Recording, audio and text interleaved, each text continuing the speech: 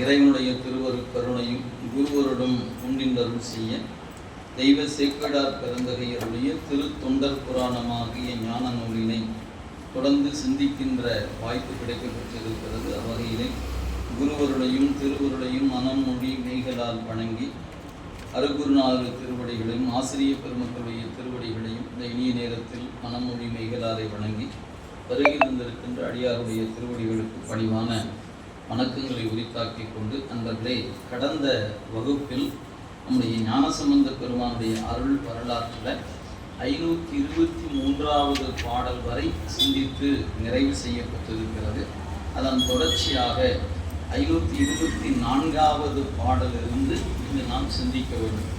திருஞான சம்பந்த பெருமான், திருநாவுக்கரசர் இரண்டு பெருமக்களும் புகழூர் என்று சொல்லப்பெறுகின்ற திருத்தலத்தில் முருகநாயனாருடைய திருமடத்தில் தங்கியிருக்கிறார்கள். அந்த நிலையில் அருகில் இருக்கக்கூடிய நீலநக்க நாயனார், சிறுத்தொண்ட நாயனார் போன்ற இருவரும் அந்த திருமடத்துக்கு எழுந்தருடைய நிலையில் 6 பெருமக்கள் அந்த இடத்துல ஒரு சேர தங்கியிருந்தார்கள்.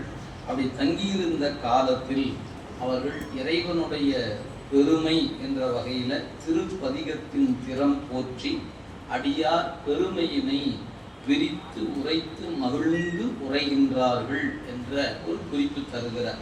இதே செய்தியை நமக்கு நம்முடைய நாவுக்கரசர் புராணத்தில் சொல்லுகிற பொழுது பொறுப்பறையின் மடப்பாகும் இடப்பாக பொற்றாளில் என்று அந்த பாடலில் திருப்பதிகத்தின் திறம் போற்றி அடியார் பெருமையினை விரித்துரைத்து ஒருபடு சிந்தையினார்கள் உடன் உறைவின் பயன் பெற்றார்கள் அப்படின்னு ஒரு குறிப்பு தந்திருப்பார்.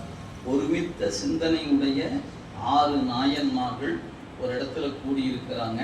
அப்படி கூடியவர்கள் என்ன செய்து கொண்டு இருந்தார்கள் என்று சொல்லும்போது பதிகங்களுடைய பெருமை பேசினார்கள், தொண்டர்களுடைய பெருமையை பேசினாங்க. பதிகத்துக்குள்ள என்னெல்லாம் சிறப்பு இருக்கிறதோ செழுந்தமிழும் திறம் போற்றி அடியார் பெருமையினை விரித்துரைத்து, அப்படி விரித்துரைத்திருந்த அந்த காலத்தில் தான் ஒரு திருப்பதிகத்தை ஞானசம்பந்த பெருமான் அருள் செய்கிறார். அதுதான் நமக்கான இந்த செய்தி.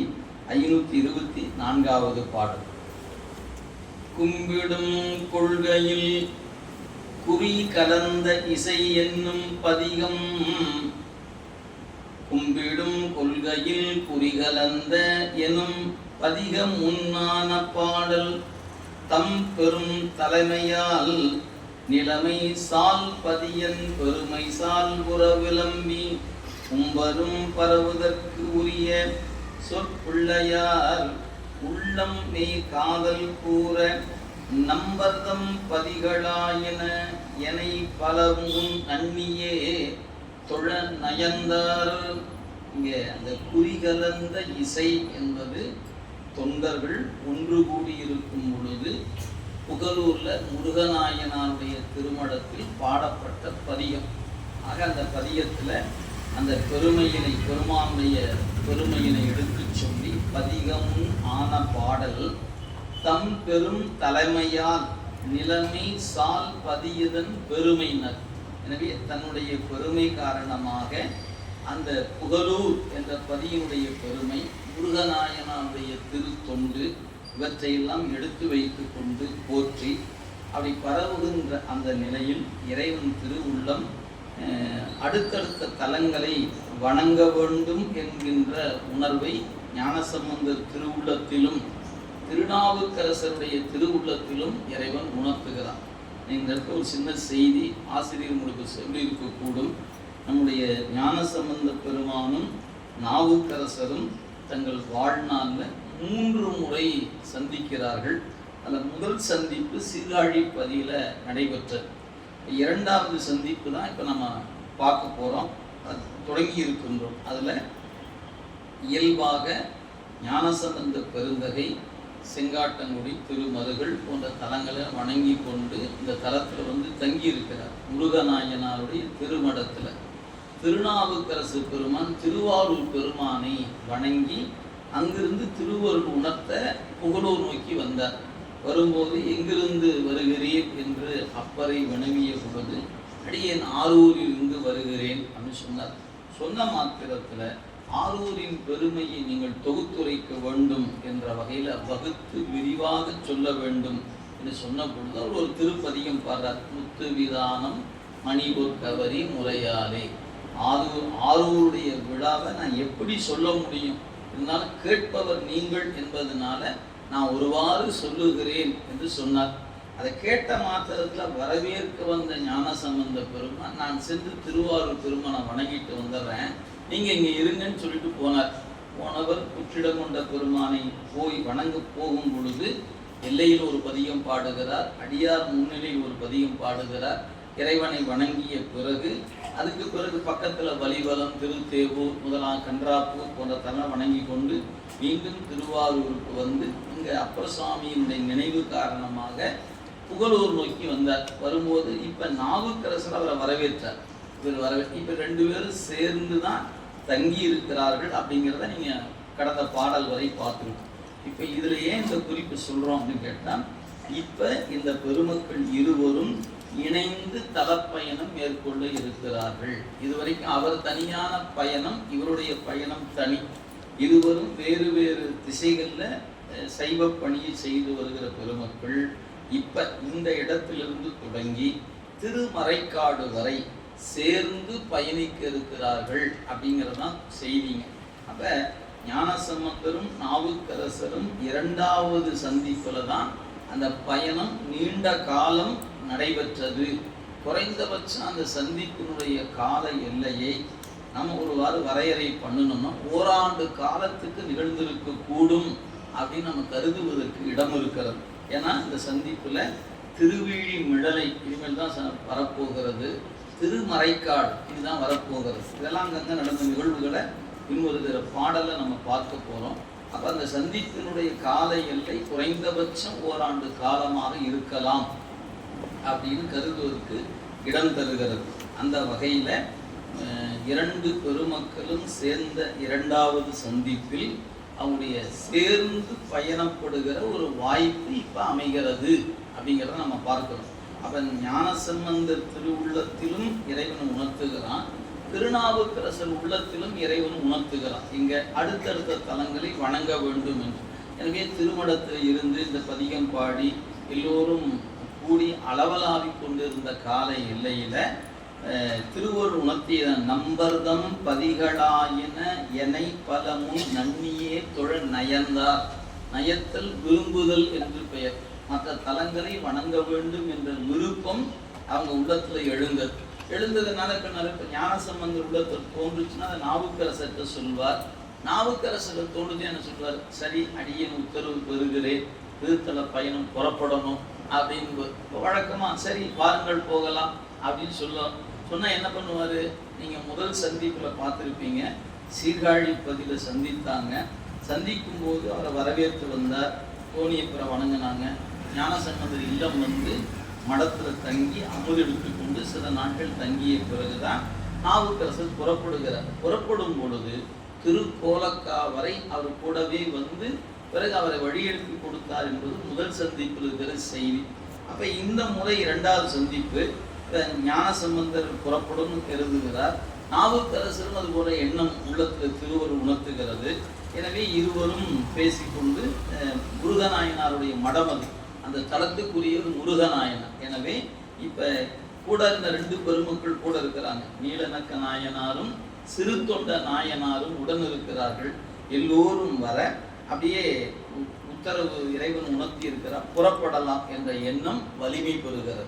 வலிமை பெறும்போது என்ன செய்தாங்க சொல்றார், புல் அளம்பு தன் உணர் புகழூர் உரை புனிதனார் அருள் பெற்று பிள்ளையாருடன் நாவுக்கு அரசரும் பிறபதி தொழ செல்வார்.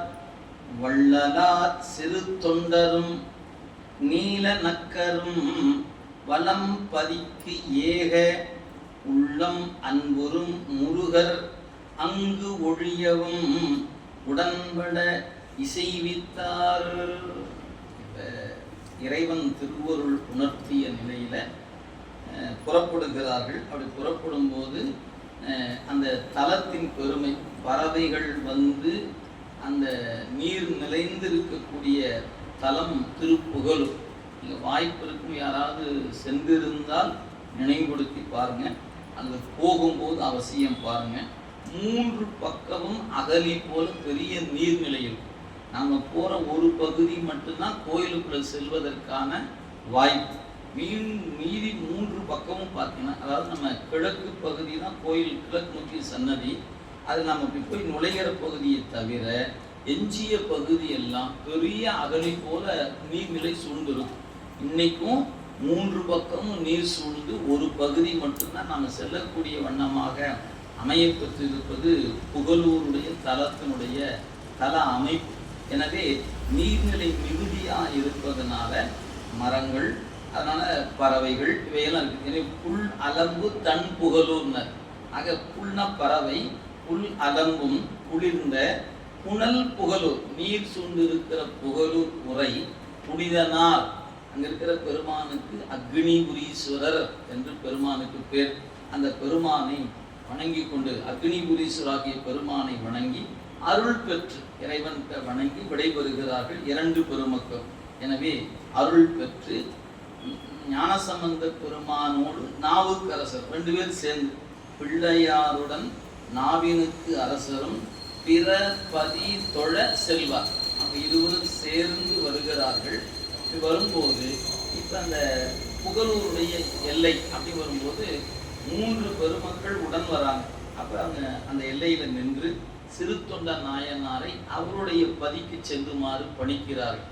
அவருடைய பதி செங்காட்டன்குடி. அதுபோல நீலநக்க நாயனாருக்கு சாத்தமங்கை என்பது அவருடைய தலம். இருவரும் நீங்கள் புறப்படலாம் என்று சொன்ன உடனே அவங்க வணங்கி தம் பதிக்கு செல்லுகிறார்கள். அந்த தலத்துக்குரியவர் முருகநாயனார். அது சொல்றார், வள்ளலார் சிறு தொண்டரும் நீலநக்கரும் வலம்பதிக்கு ஏக.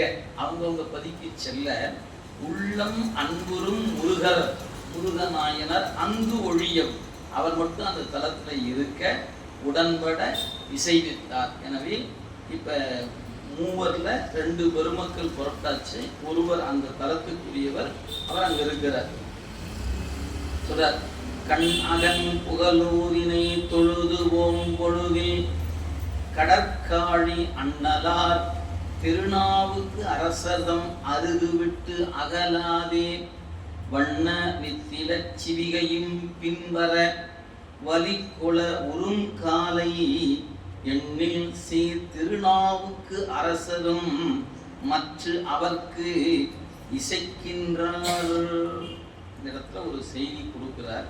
அதாவது ஏனைய பெருமக்கள் விடைபெற்று சென்ற நிலையில புகலூர் பெருமானை வணங்கி கொண்டு இருவரும் புறப்படுகிறார்கள். ஊரின் எல்லை வருகிறது. அந்த திருப்புகலூர், நன்றி, பணக்கம், அந்த எல்லையை கடக்கிறாங்க. கடந்து போகும்போது நாவுக்கரசர் என்ன நினைந்து வருகிறார் அப்படின்னா, அந்த எல்லை கடந்த உடனே அவரும் விடை பெற்று விடுவார், நாம ஒரு பக்கம் போகலாம், அவர் ஒரு பக்கம் போவாங்க அப்படிங்கிற கருத்தில் இருக்கிறார். ஆனால் அங்கே இணைந்து நடந்து வந்து கொண்டே இருக்கிறார்.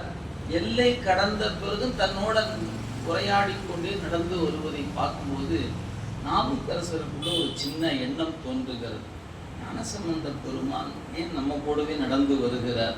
ஏன்னா அவர் நடந்து வரக்கூடாது என்பதற்காகத்தான் இறைவன் அவருக்கு முத்து சிவிகை கொடுத்தார். நெல்வாயில் அறத்துறை அப்படிங்கிற தருத்தரத்தில் பெண்ணாகடத்திலிருந்து மாரன்பாடிக்கு வந்தபோது கனவுல தோன்றி உங்களுக்கு பரிசு பொருள் தருகிறோம் என்று இறைவன் சொல்ல, அடுத்த நாள் காலை நெல்வாயில் அறத்துறையிலிருந்து அந்தணர்கள், அடியார்கள் அந்த முத்து சிவிகை, முத்துக்குடை, முத்து சின்னம் போன்ற கருவிகளை பரிசாக கொண்டு கொடுத்தாங்க. அன்று முதல் நடந்து செல்வதை தவிர்த்து சிவிகையில் அமர்ந்து வருவதுதான் ஞானசம்பந்த பெருமானின் தலப்பயன். அப்படி இருக்கும் பொழுது இப்போ நாம் வருகிறோம், நம்மோடு ஞானசம்பந்த பெருமான் உரையாடி கொண்டு நம்மோடு நடந்து வருகிறார். சிவிகைக்குரியவர்கள் பின்னாடி சிவிகை சும்மா சுமந்து கொண்டு வராங்க. இப்போ சிவிகையில் ஆட்கள் யாரும் இல்லாமல் வெறும் சிவிகை மட்டும் சுமந்து கொண்டு தொண்டர் கூட்டம் பின்வருகிறது. கொஞ்சம் தூரம் நடந்திருப்பாங்க. நாவுக்கரசருடைய உள்ளத்தில் இது பொருத்தமாக அவருடைய அறிவுக்கு எட்டல்.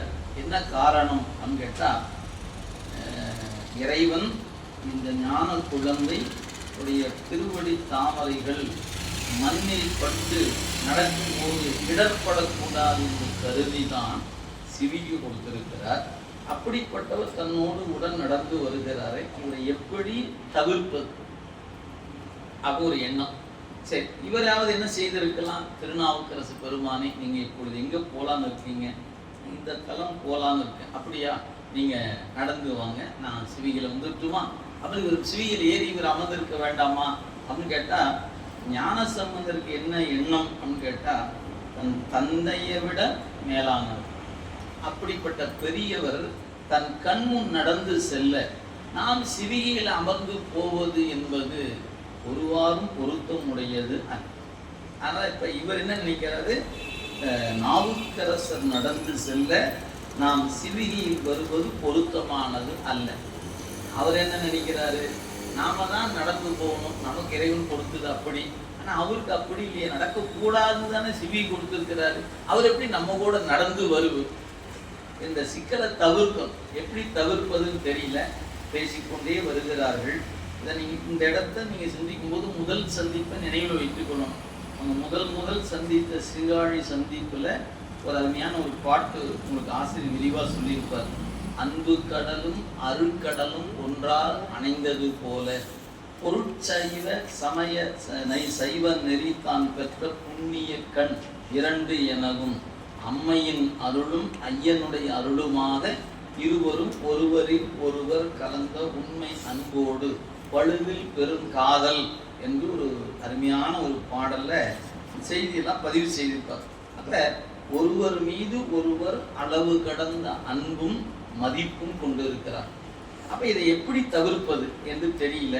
நாவுக்கரசருடைய உள்ளத்துல இவர் நம்பொருட்டு நடந்து வருகிறார், நம்பொருட்டு நடந்து வருகிறார் அப்படிங்கிற எண்ணம் இருக்கிறது.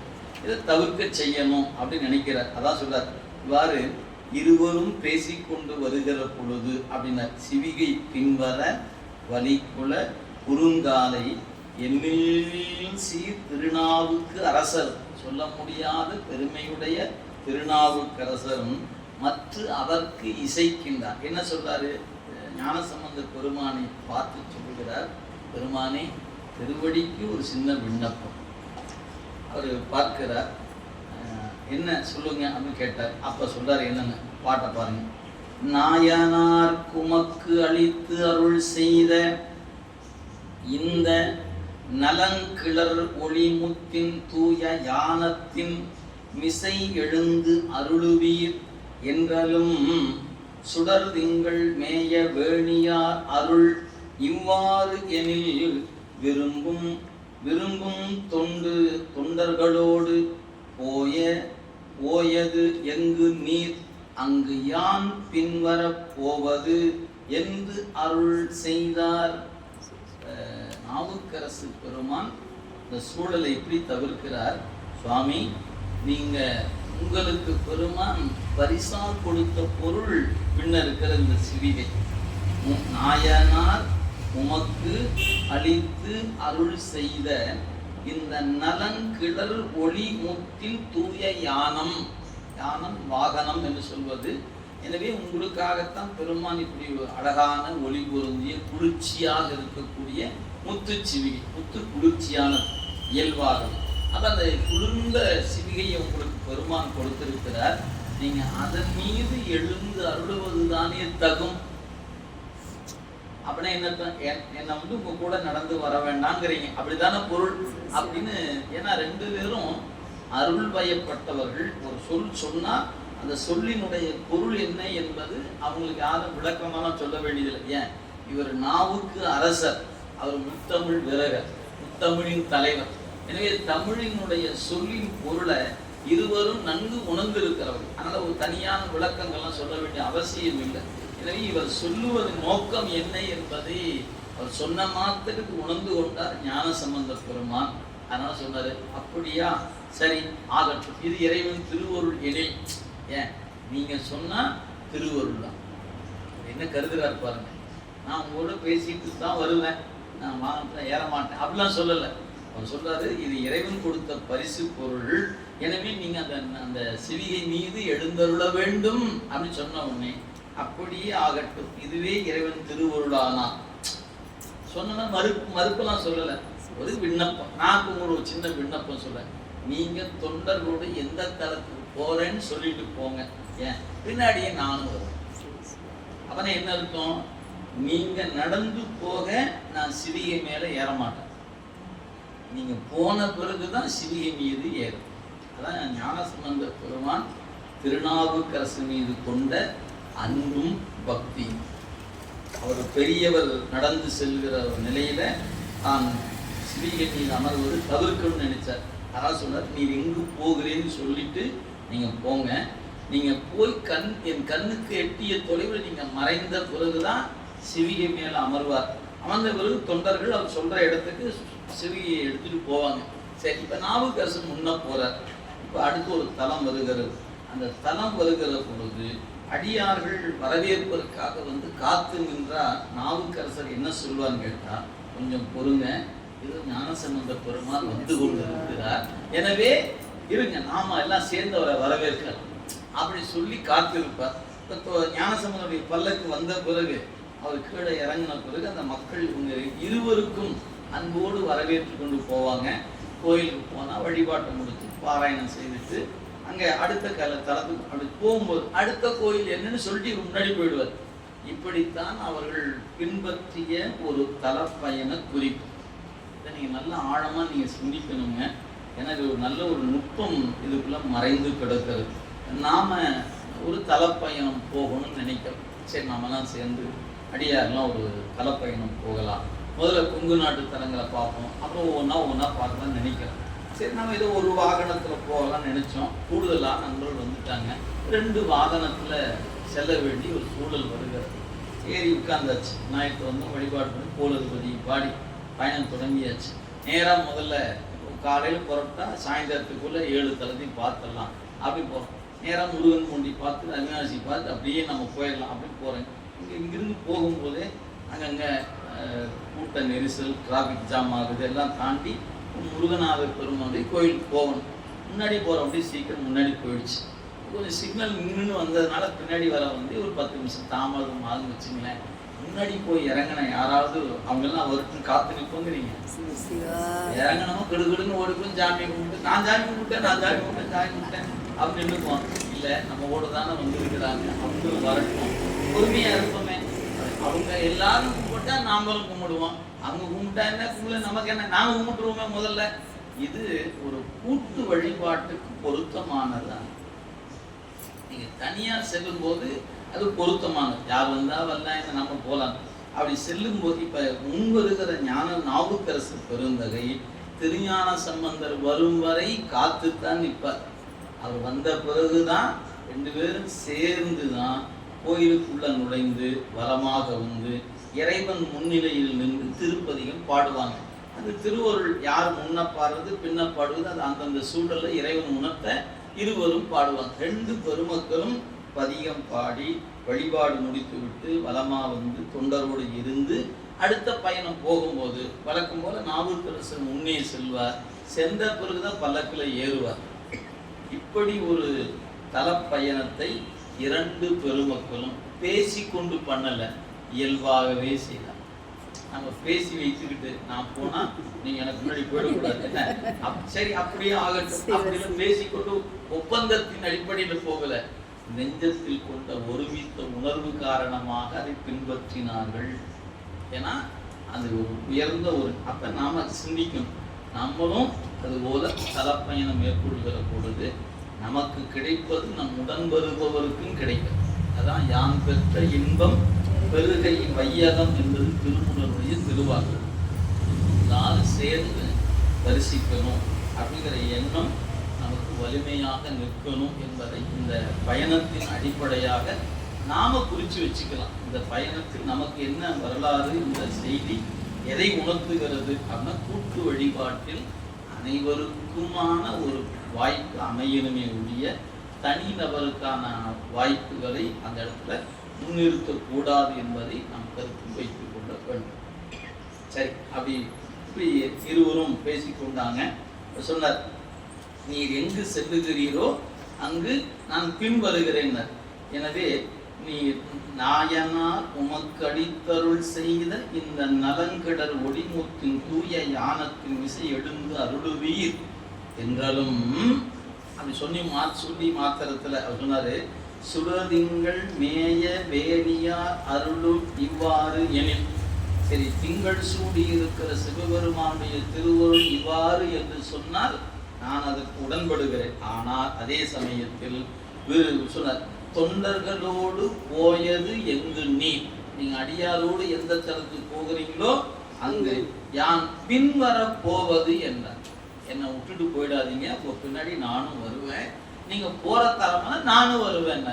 அப்படியே ஆகட்டும். இவ்வளவுதாங்க 2 பேர்த்துக்கு நடந்த உரையாடல். இப்ப நாவுக்கரசர் முன்னே சொல்லுகிறார், கண்ணு கெட்டிய தூரம் வரை அவர் நடந்து மறைந்து விட்டார் என்ற பிறகுதான் இவர் சிவிகை மீது ஏறி அமர்வார். இப்படி 2 பேரும் சேர்ந்து வருகிறார்கள். இந்த நிலையில இந்த பயணம் தொடர்கிறது.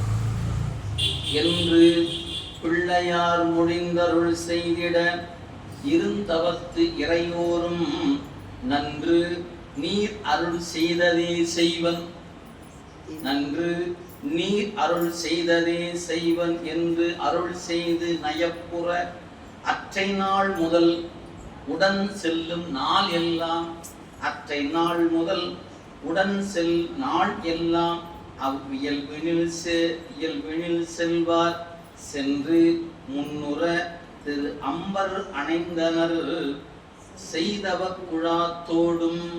அந்த பாட்டுல சொன்னாரு, நாவுக்கரசரிடத்துல ஞானசம்பந்த பெருமான் போயது எங்கு நீ அங்கு நானும் போவது அப்படின்னு சொன்ன உடனே அதை கேட்ட நாவுக்கரசர் சொன்னாரு, நன்கு நீர் அருள் செய்ததே செய், அப்படியே ஆகட்டும். ஒரு வார்த்தை மறு வார்த்தை அவர் மாற்றி பேசலீங்க. அப்படி ஒரு குறித்த ஒரு அன்பு இருவரிடத்திலும் இருக்கிறது. அவர் சொன்னா இவர் கேட்டுக்கொள்வார், இவர் சொன்னா அவர் கேட்டுக்கொள்வார். மறுமொழிக்கு அங்க இடமே அங்க 2 பேருக்கு வயது எவ்வளவு, இவருக்கு ஒரு 7ன்னா அவருக்கு 70. பொருத்தம் நீங்க எப்படி பார்க்கணும். ஏதோ சமகாலத்தவர்கள் நட்புல இருக்கிறாங்க, அவங்க நம்ம நட்பு காரணமா சொன்னா அப்படி இல்லை. ஒரு தந்தையை விட கூடுதலான வயதுடையவர். இவருக்கு அவருக்கும் வயது குறைந்தபட்ச வயது ஒரு 50 ஆண்டு காலத்துக்கு மேலதான் நிற்கும். அவ்வளவு பெரிய வயது இடைவெளி சமய நெறியில அவர்களுக்கு அது புலப்படவே இல்லை. 2 பேரும் என்ன நினைக்கிறாங்க, தன்னிலும் பெரியவர் அவர். அவர் என்ன நினைச்சாரு, என்னிலும் பெரியவர் இவர். இப்படிதான் அவங்க 2 பேரும் கருதிக்கிட்டாங்களே ஒழிய, இல்ல நான் வயதுல மூத்தவன், நான் தான் பெரியவன், நான் சொல்றதான் நீ கேட்கணும் என்ன அப்படின்னு அவரும் சொல்லல. இல்ல நான் தான் 3 வயசுலயும் ஞானம் பெற்றிருக்கிறேன், நீங்க 60 தானே வந்திருக்கீங்க, நான் சொல்ற பேச்சு நீங்க கேளுங்க அப்படின்னு அவரும் சொல்லல. ஆனா 2 பேரும் பேசிக்காமலே கொண்ட அடிப்படையான அன்பு என்னன்னு கேட்டா, அவர் சொன்னா நாம கேட்கணும் என்பது அந்த அதுதானே ஞானம்னு பேரு. அன்பினுடைய முதிர்ச்சி என்ற வகையில அப்படி ஒரு ஒப்பந்தம் இருவருக்குள் நிகழ்ந்தது. அந்த வகையில நாவுக்கரசு பெருமான் சொன்னாரு, நீ சொன்னதே செய்கிற, நன்று நீ செய்ததே செய்வன் என்று அருள் செய்து விருப்பத்தோடு அன்றைய நாள் தொடங்கி அந்த அற்றை நாள் முதல் உடன் செல்லும் நாள் எல்லாம், இந்த பயணம் எத்துணை ஆண்டுகள் தொடரப் போகிறதோ அத்துணை நாட்களும் இதே முறையில் செல்ல போகிறார்கள் அப்படின்னு குறிப்பிட்டார். எனவே அற்றை நாள் முதல் உடன் செல்லும் நாளெல்லாம் அவ்வியல்பெனில் செல்வார். இந்த முறையில பயணத்தை அமைத்து கொண்டார்கள். அப்படி செல்லும் போது அங்க முதல்ல சென்ற தலம் திரு அம்பர் மாகாளம் அப்படிங்கிற திருத்தலத்துக்கு வராங்க. திரு அம்பர் என்பது தலம், அம்பர் மாகாளம் என்பது கோயிலுக்கு பெயர், ஊருக்கு பெயர் அம்பர், மாகாளம் என்பது கோயிலுக்குரிய பெயர். அங்க வராங்க. சண்மை மன்னரும் தம்பிரான் அருள் வழி நிற்பது தலை செல்வார், பண்பு மேம்படு பணிக்கது நித்திர சிவிகையில் பணிந்து ஏறி வன் பெரும் புகழூரினை கடந்து போய் வரும் பரிசனத்தோடு தின் பெருந்தவர் அணைந்தது எங்கு என்று போய் திரு அம்பர் புக்கார். அப்பர் சுவாமிகள் எங்க போனாரு, சுவாமி திரு அம்பர் செல்வதாக சொல்லிவிட்டு சென்றார். அப்படியா, நமது பல்லக்கு அம்பரை நோக்கி செல்ல. அப்படி அவர் சொல்லிட்டு போன இடத்துக்கு போறாராம். சண்பை மன்னரும் தம்பிரான் அருள்வழி நிற்பது தலை செல்வார். எனவே இது இறைவன் தந்த திருவருள் வாய்ப்பு. இந்த முறை இருவரும் சேர்ந்து பயணிக்க வேண்டும். இது இறைவனுடைய திருவுள்ள சம்மதம் என்று கருத்தில் கொண்டார். அதனால பண்பு மேம்படு பணிக்கது நித்திர சிவிகையில் பணிந்து ஏற, சிவிகை வணங்கி கொண்டு மேலே ஏறி அமர்ந்தார். அப்படி அமரும் பொழுது புகழூர் திருத்தலத்தை விடைபெறுகிறார். வன் பெரும் புகழூரினை கடந்து போய் வரும் பரிசனத்தோடு உடனிருக்கிற தொண்டர் கூட்டத்தோடு நம்முடைய நாவுக்கரசர் எங்கு சென்றார், தின் பெரும் தவர் அணைந்தது எங்கு என்று கேட்ட பொழுது அவங்க சொன்னாங்க, திரு அம்பர்னர், நாம் அங்கு செல்வோம் என்று அம்பருக்கு வந்தாச்சு. அம்பர் மாநகர் அணைந்து மாகாலத்தில் அண்ணலார் அமர்கின்ற செம்பொன் மாமதிர் கோயிலை வலம் கொண்டு திருமுன்பு பணிந்து ஏத்தி வம்புலா மலர் தூவி உன் பரவியே வந்தமிழ் மிசை தமிழிசை மாலை உம்பர் வாழ நஞ்சு உண்டவர் தமை பணிந்து உருகும் அன்போடு தாழ்ந்தார். அம்பர் ஊரின் பெயர், மாகாலம் கோயிலுக்கு பெயர். இந்த தலத்தெல்லாம் சோமாசி மாரநாயனார் 63 ஒருவர் சோமாசி மாரநாயனார். வேள்வி செய்து வேள்வியின் வழி இறைவனை அடைந்தவர் சோமாசி மாரநாயனார். உடைய புராணம் ஒரு 5 பாட்டு தான் மொத்தமே புராணத்தில் இருக்கும், சிறிய வரலாறு. எனவே அவருடைய தலம் இந்த தலம். தலபுராண செய்தி நிறைய இருக்குங்க. நீங்கள் இப்போ தான் கடந்த மாதத்தில் அவருடைய குருபூசி விழா நடைபெற்று நிறைவு செய்யப்பட்டு 22, 23ஆம் தேதியோ குருபூசி விழா நடைபெற்றது. அவர் செய்த வேள்விக்கு இறைவன் அவிர்வாகம் பெறுவதற்காக அவர் புலையர் கோலத்தில் வந்து அவிர்வாகம் பெற்றார் என்பது தல வரலாற்று செய்தி. செக்கிழார் வாக்கில் அந்த குறிக்க பெறலை, ஆனால் தலபுராணத்தில் அந்த செய்தி உண்டு. எனவே இன்றைக்கும் அந்த ஒரு காலத்தில் திருவாரூரிலிருந்து தியாகராச பெருமானுடைய உற்சவர் இந்த மூர்த்தி அங்கே போவார், போய் அவிர்வாகம் பெறுவதாக வரலாறு உண்டு. இன்னைக்கு அந்த விழா நடக்குது. ஆனால் திருவாரூருக்கு சாமி போக மாட்டார். அந்த நாள் அந்த கோயில் நடை சாத்தி வச்சுருப்பாங்க. இன்னைக்கு சோமாசி மாரனார் குரு பூஜை அப்படின்னா திருவாரூர் பெருமான் உச்சிக்கால வழிபாடு இருக்காது. ஏன் உச்சிக்காலம் சோமாசி மாரனாருடைய அம்பர் மாகாலத்தில் பெருமான் இருப்பதாக கருதி இன்னைக்கும் அந்த காலம் அந்த நாளில் கதவு சாத்தி வச்சுருப்பாங்க. வாய்ப்பு இருக்கிறவங்க அடுத்த ஆண்டு நீங்கள் போய் பார்க்கலாம். அவிர்வாகத்தில் பலி வாங்கி கொள்வதற்காக பெருமான் நாய்களோடு கல் உடைய பானங்களை எல்லாம் கையில் வைத்து கொண்டு புலையர் கோலத்தில் வந்ததாக வரலாற்று செய்திங்க. எனவே அந்த தலத்தில் போகிற அம்பர் மாநகர் அணைந்து மாகாலத்தில் அண்ணலார் அமர்கின்ற செம்பொன் மாமதில் கோயிலை வலம் கொண்டு சென்றாங்க. கோயிலை வலம் வந்தாங்க. பிறகு இறைவன் திருமுன்பு நின்று வம்புலா மலர் தூதி, நல்ல தேன் நிறைந்த மலர்கள் கொண்டு துதித்துனார். இப்போ பெருமானை நம்ம வணங்கும் போது நல்ல மலர்கள் கொண்டு வணங்குதல் வேண்டும் என்பது குறிப்பு.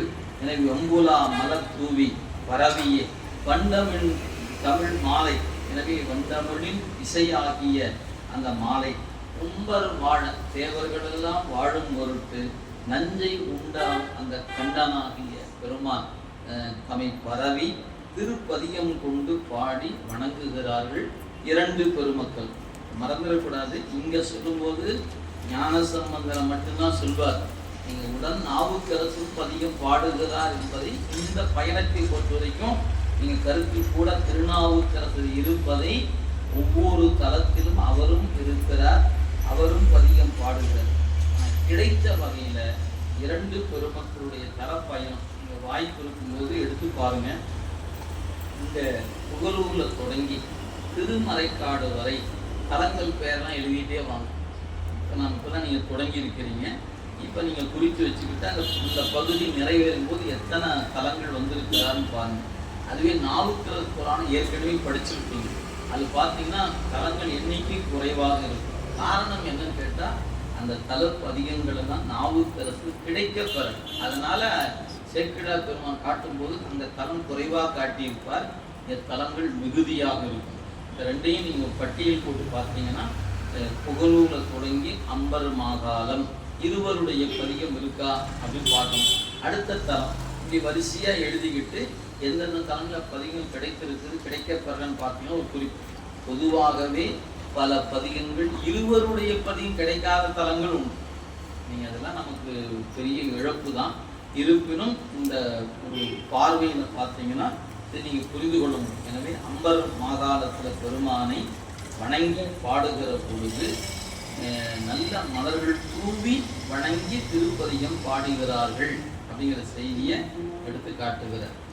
தாழ்ந்து நாவினுக்கரசுடன் தம்பிரான் கோயில் முன்பு எய்தி சூழ்ந்த தொண்டரோடு அப்பதி அமர்பவர் சுரநதி முடி மீது விழுந்த வேணியா தமை பெரும் காலங்கள் விரும்பி விருப்பினால் கும்பிட்டு வாழ்ந்து இருந்தனர்.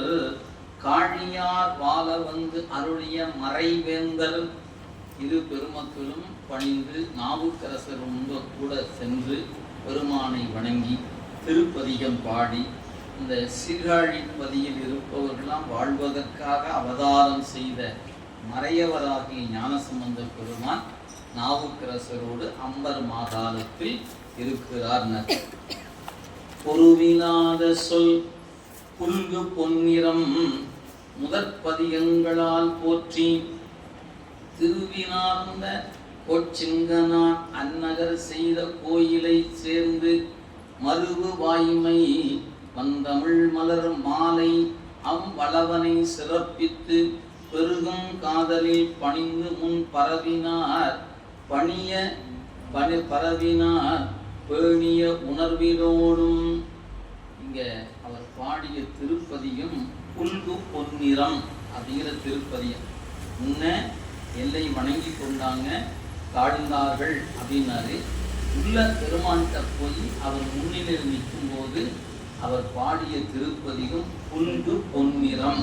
2ஆம் திருமுறையில் அமையப்பட்ட பதிகம்ங்க புல்கு பொன்னிறம் என்று சொல்லக்கூடிய அந்த திருப்பதிகத்தை பாடி பிறகு பெருமானிடத்தில் அவர் திருப்பதிகம் பாடுகின்ற நிலையில் 3ஆம் திருமுறையிலையும் ஒரு பதிகம் இருக்குது. அம்பர் மாகாணத்தில் ஞானசம்பந்தருடைய திருப்பதிகம் அப்படிங்க பார்க்கும் பொழுது அங்கே பதிகங்களாக பார்க்கின்ற வகையில் இந்த திருப்பதிகத்தை பாடி பெருமானை வணங்கி கொண்டு, அதோடு மட்டுமல்ல அந்த பதிகத்தில் அந்த திருத்தலம் கோச்சிங்க நாயனாரால் திருப்பணி செய்யப்பட்ட தலம் மாடக்கோயில் என்று சொல்லப்பெறுவது. எனவே அந்த குறிப்பையும் தர திருவினால் ஆர்ந்த கோச்செங்கனான் அந்நகர் செய்த கோயிலை சிறப்பித்து இந்த புல்கு பொன்னிறம் என்கிற பதியத்தை பாடுகிற பொழுதே அந்த பெருமானுக்கு கோச்சிங்க நாயனார் அமைத்த கோயிலையும் அந்த தலப்பதிகத்தில் வைத்து போற்றி அந்த வழிபாட்டில் அதை சிறப்பு செய்கிறார் என்று குறிப்பிடுகிறார். எனவே செங்கனான் அந்நகர் செய்த கோயிலை சேர்ந்து மருவு வாய்மை வண்டமிழ் மலர் ஆக வலிமையான தமிழ் மாலைகளால் அந்த வளவனை சிறப்பித்து, வளவர் கோச்செங்க நாயனார் அவரை அந்த பதிகத்தில் வைத்து சிறப்பித்து பெருமானை பணிந்து போற்றுகிறார் ஞானசம்பந்த பெருமான். இன்னவாறு சொன் மாலைகளால் துதித்து இறஞ்சி அமர்நாளில் கண்ணி மாமதில் திருக்கடவுர் தொழ காதல் செய்து அருளி போய் மன்னும் கோயில் பிறப்பதி வணங்கிய வாக்கின் மன்னவரோடு அந்நெடும்பதி அனைவுற கலையரோடு அடியவர் எதிர்கொண்டார். நம்முடைய நாவுக்கரசு பெருமான் உடன் இருக்க அங்கே அம்பர் மாகாணத்து பெருமானை பணிந்த பிறகு அங்கிருந்து இரு பெருமக்களும் புறப்படுகிறார்கள். அவை புறப்படும் போது இடையில் பல தலங்கள் அவையெல்லாம் பதிகம் கிடைக்க பெறலை. எங்கே வந்துட்டாங்க? திருக்கடவுர் என்ற தலத்துக்கு வருகிறார்கள். வந்த பொழுது அப்போ அந்த தலத்தில் குங்குலிய கலைய நாயனார் அங்கே இருக்கிறார். அவருடைய காலம் 7ஆம் நூற்றாண்டு தான். நம் ஞானசம்பந்தர் நாவுக்கரசரையும் சந்தித்த பேரு குங்குலிய கலையருக்கு உண்டு. அது மட்டுமல்லங்க, இருவருக்கும் ஒரு சேர அமுது செய்வித்த பேர் அவருக்கு கிடைக்கும். நம்ம பார்க்கிறோம், முருகநாயனார் திருமணத்தில் எல்லாரும் சேர்ந்து இருந்தாங்க. அது ஒரு வாய்ப்பு. 6 பேர் இருந்த இடம். சிறுத்தொண்ட நாயனார், நீலநக்கனார் போன்ற பெருமக்களெல்லாம் தனித்தனியாக தான் சந்திச்சிருக்கிறாங்க, சேர்ந்து சந்திக்கல. அவங்க பதிக்கு போகும்போது ஞானசம்பந்தர் தனித்து தான் சென்றார், நாவுக்கரசர் தனித்து தான் சென்றிருக்கிறார். ஆனால் இங்கே வரும் பொழுது முருகநாயனாருடைய நம்முடைய திருமணத்திலிருந்து வரும்போது நம்முடைய குங்குளிய கலையுடைய மாளிகை அவருடைய இல்லம் வருகிற போது அங்கே இருவரையும் சேர்ந்து வரவேற்று அமுது செய்வித்த பேர் குங்குளிய கலையருக்கு வாய்ப்பு. அப்போ நீங்கள் குங்குளிய கலையருடைய புராணம் நம்ம முதலியே படிச்சுட்டோம். நீங்கள் அதில் பார்த்தீங்கன்னா தெரியும், அவர் தூபமிட்டு கொண்டு இருந்தார், வறுமை வந்தது, மங்கள நான் கழட்டி கொடுத்தாங்க, போய் நெல் வாங்கி வாங்கன்னு கொடுத்த பொழுது தூபம் குங்குலியம் வாங்கி கொண்டு கோயிலுக்கு போய் இருந்துட்டாரு. மயக்கமோ அல்லது திருவருளோ தெரியல, கோயிலையே அப்படியே இருந்துட்டாரு. கனவுல தோன்றிய பெருமான் சொன்னாரு, வீட்டுக்கு போ, பாலின் மின் அரிசி பூண்டு பருவரல் ஒழிக அப்படின்னு சொல்லி பெருமான் கனவுல உணர்த்தினார். இவருக்கு உணர்த்தி அந்த தருணத்துல குபேரனை கொண்டு வந்து வீட்டை செல்வ குவியலை பூரா குவிச்சு வச்சுட்டாரு. இப்போ இவருக்கு அச்சம் ஏற்படுகிறது. நாம தான் திருமங்களை நான் வாங்கி கொண்டு இங்கே குங்குலியத்தை கொண்டு இங்கே வந்துட்டோமே, வீட்டுக்கு போனால் சுவையான உணவு இருக்குமா இருக்காது. இப்போ சாமி வேற வீட்டுக்கு போகணும்னு சொல்கிறாரு, போவதா இருப்பதா என்று ஒரு தடுமாற்றம் இருந்தது. சாமி சொல்லிட்டார் போகலாம் அப்படின்னு நினச்சி போனார். போகும்போது பார்த்தா வீட்டுக்குள்ள நுழைய செல்வ குவியலாக இருப்பதை பார்க்குறார். இல்லத்தில் சென்று புக்கார் இரு நிதி குவைகள் ஆர்ந்த செல்வத்தை கண்டு நின்று திருமணையாரை நோக்கி இந்த விளைவெல்லாம் என்கொல் அப்படின்னு கேட்டார். அவங்க சொன்னாங்க, அல்லொத்த கண்டன் எம்மான் அருள் தர வந்தது என்றார் அப்படின்னு அந்த செல்வத்தை கண்டு பிறகு அடியாரோடு இருந்து அமுது செய்கிற வாய்ப்பை பெற்றார். அதன் பிறகுதான் பெருமக்கள் வராங்க. அப்போ தூவம் விட்ட பிறகு பெருமான் குபேர செல்வத்தை கொண்டு வந்து குவித்த பிறகு அங்கிருக்கக்கூடிய தொண்டர்களோடு அமுது செய்வித்து கொண்டார்.